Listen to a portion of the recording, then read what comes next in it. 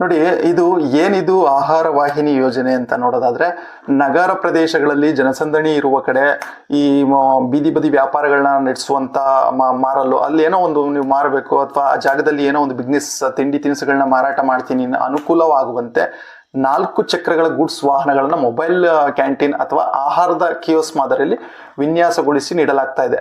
ಅದನ್ನ ಒಂದು ಗೂಡ್ಸ್ ಗಾಡಿಗೆ ಏನ್ ತಗೋಬೇಕು, ಆ ಸರ್ಕಾರದ ಪಾಲು ಎಷ್ಟಿರುತ್ತೆ ಅಂದ್ರೆ 3 ಲಕ್ಷ ಸಹಾಯಧನ ನಿಮಗೆ ಸಿಗೋದು. ಉಳಿದ ಮೊತ್ತ ನೀವು ಬ್ಯಾಂಕಲ್ಲಿ ಏನ್ ಬೇಕಾದ್ರೂ ನೀವು ಲೋನ್ ಮಾಡಿಸ್ಕೋಬಹುದು ಅಥವಾ ಅನದರ್ ಏನೇ ಬೇಕಾದ್ರೂ ಇನ್ನು ಬೇರೆ ಕಡೆ ನೀವು ಅಮೌಂಟ್ನ ಅಡ್ಜಸ್ಟ್ ಮಾಡ್ಕೊಂಡು ದೊಡ್ಡ ಮಟ್ಟದಲ್ಲಿ ಕೂಡ ಮಾಡ್ಬೋದು. ಅಥವಾ ನೀವು ಇದರಿಂದ ಎಷ್ಟು ಸಿಗುತ್ತೆ ಅಂತ ನೋಡೋದಾದ್ರೆ ಸರ್ಕಾರದಿಂದ 3 ಲಕ್ಷ ಸಹಾಯಧನ ಅಂತ ನಿಮಗೆ ಸಿಗುತ್ತೆ. ಯಾರು ಅರ್ಜಿನ ಸಲ್ಲಿಸಬಹುದು ಇದಕ್ಕೆ ಅಂತ ನೋಡೋದಾದ್ರೆ, ಪ್ರತಿ ಸಮುದಾಯಕ್ಕೂ ಪ್ರತ್ಯೇಕ ಅಭಿವೃದ್ಧಿ ನಿಗಮವಿಟ್ಟು ಆಯಾ ನಿಯಮಗಳ ಮೂಲಕವೇ ಅರ್ಜಿ ಕರೆಯಲಾಗ್ತಾ ಇದೆ.